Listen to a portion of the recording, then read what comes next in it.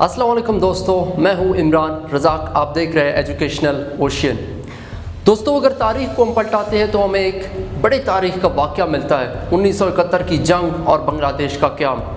دوستو ہمارا دائرہ بازو یعنی بنگلہ دیش وہ ہم سے کیوں الگ ہوا، اس کے پیچھے وجوہات کیا؟ یہ کہانی شروع ہوتی ہے قائد اعظم محمد علی جناح صاحب کی فرمان سے، جب انہوں نے کہا کہ بنگالی زبان یعنی ان کی بنگالیوں کی جو زبان تھی وہ قومی بن سکتی ہے، تو بنگالی زبان کی فروغ وہاں پہ شروع ہوئی۔ جب بنگالی زبان کی فروغ شروع ہوئی تو اسی طرح سے 3 جون 1949 کو انہوں نے یعنی بنگالیوں نے ایک نیا پارٹی بنایا، عوامی مسلم لیگ کے نام سے۔ دوستو جب یہ پارٹی وجود میں آئی تو اس کی پہلی جو صدر بنی مولانا باشانی صاحب تھے، اور جو جوائنٹ سیکرٹری تھے وہ ایک اسٹوڈنٹ تھے، ایک جوان سے لڑکے تھے جن کا نام تھا شیخ مجیب الرحمان صاحب۔ دوستو جب انہوں نے اس پارٹی میں شمولیت کر لی تو اس پارٹی کو فروغ دیتے ہوئے وقت کے ساتھ ساتھ 1954 کے الیکشنز میں بنگال میں 97%، جی ہاں 97% ووٹ حاصل کر کے الیکشن جیت گئے، اور مسلم لیگ نے صرف 3% ووٹ حاصل کیا۔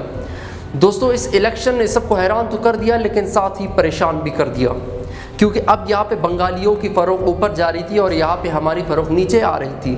غلام محمد صاحب جو کہ اس وقت گورنر جنرل تھے پاکستان کے، صرف 2 ماہ بعد AK فضل الحق صاحب کو غداری کا الزام لگا کے وزارت اعلیٰ کے پوسٹ سے ہٹا دیتے ہیں۔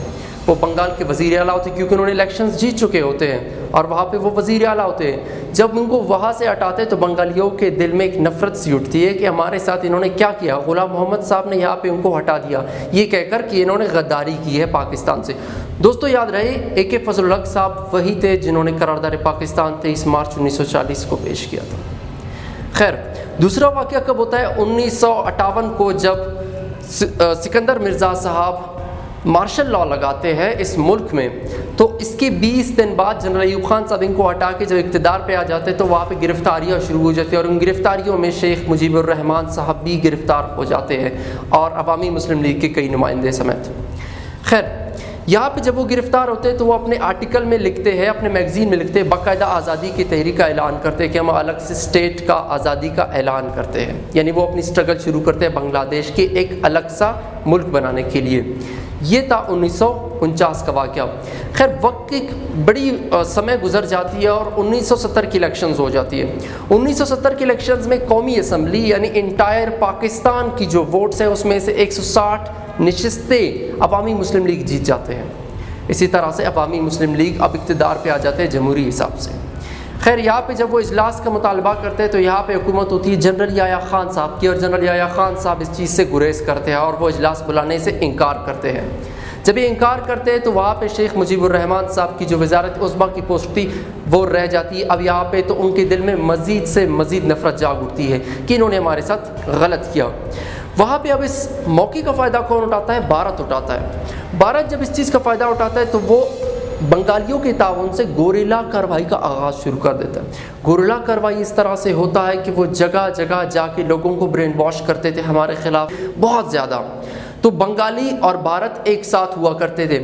ان سب حالات کو دیکھ کر جنرل یحییٰ خان نے جنرل ٹکا خان کو 90,000 کی فوج کے ساتھ وہاں پہ تعینات کر دیا کہ اب آپ نے بنگال کو سنبھالنا ہے۔ ان کے پاس محدود اسلحہ تھا اور ساتھ ہی ان کے پاس فضائی تحفظ بھی نہیں تھا، نہ کوئی ایسی ہتھیار تھے جسے اپنا ڈیفینس کر سکے، اور وہ وہاں پہ موجود تھی۔ اب بھارت ایک بھاری نفری کے ساتھ اپنے فوج کو بنگلہ دیش میں داخل کر دیتا ہے۔ بنگلہ دیش میں وہاں پہ داخل ہو جاتا ہے، اور یہاں پہ جیسے ہی داخل ہو جاتی ہے اور جنگ شروع ہونے والا ہوتا ہے، یہاں پہ جنرل یحییٰ خان صاحب کے حکم سے 90,000 فوجی سرنڈر کر دیتے ہیں جنگ ہونے سے پہلے۔ یہ ایک بڑا واقعہ تھا جب پاکستان کی ہار ہوئی دوستوں۔ خیر جب وہ ہار ہوئی تو انہوں نے 90,000 فوجیوں کو گرفتار کر دیا اور بنگالی وہاں پہ اقتدار پہ آ گئے اور ہماری وہاں سے اقتدار ہٹ گئی۔ یہاں پہ ملک کے حالات بگڑنے لگ گئے کیونکہ جنرل یحییٰ خان صاحب نے حکومت چھوڑ دی، ان کی حکومت ختم ہو گئی۔ اب یہاں پہ جو ہے نا ہلا گلا شروع ہوا، لوگ یہاں پہ بھاگنے لگے، نظام ٹوٹ گیا، سب کچھ درم برم ہو گیا۔ ایسے وقت میں اگر کسی نے پاکستان کا ساتھ دیا، اگر کسی نے پاکستان کو سنبھالا تو وہ تھے جناب ذوالفقار علی بھٹو صاحب۔ ذوالفقار علی بھٹو صاحب وزیر خارجہ تھے۔ جب وہ اس ملک کے وزیر خارجہ ہونے کے علاوہ جب مارشل لاء ایڈمنسٹریٹر کی سیٹ پہ آ کے بیٹھ جاتے، اقتدار حاصل کر لیتے، تو اس ملک کو کچھ اس طرح سے سنبھالتے ہیں۔ اس ملک میں موجود شیخ مجیب الرحمان صاحب جو کہ عوامی مسلم لیگ کے صدر تھے وہ گرفتار تھے، اور کئی سیاسی جرائم میں ملوث افراد گرفتار تھے۔ ذوالفقار علی بھٹو صاحب نے ٹھیک 15 دن بعد ان سب کو آزاد کر دیا، ان سب کو رہا کر دیا۔ پاکستان میں جو ہے نا جنرل یحییٰ خان صاحب کو برطرف کر کے جنرل گل حسن صاحب کو چیف آف آرمی اسٹاف بنا دیا، یہاں پہ تنخواہوں میں اضافہ کر دیا، یہاں پہ مواصلات بنا دیے، یہاں پہ میڈیکل کالجز بنا دیے، بے حد کام کیے۔ میں نے تفصیل سے ایک ویڈیو بنائی ہوئی ہے، اس میں آپ دیکھ سکتے ہیں کہ ذوالفقار علی بھٹو صاحب نے کیا کام کیا۔ جب انہوں نے ملک یہاں پہ سنبھالا تو ٹھیک 2 سال بعد 1973 میں ایک دلی معاہدہ ہوا جس کے تحت 90,000 فوجیوں کو ہندوستان سے رہا کروا کے پاکستان میں واپس لایا اپنے گھر۔ دوستوں یہ تھی 1971 کی جنگ۔ اس جنگ کو میں نے کوشش کی ایک مختصر سی ویڈیو میں کور کر سکوں تاکہ آپ لوگ اس کو اچھے سے سمجھ سکیں۔ دوستوں اگر ویڈیو پسند آئی ہو تو لائک کمنٹ شیئر کیجیے گا اور سبسکرائب کرنا مت بھولیے گا۔ تھینک یو سو مچ۔ اپنے رائے کا اظہار ضرور کیجیے گا۔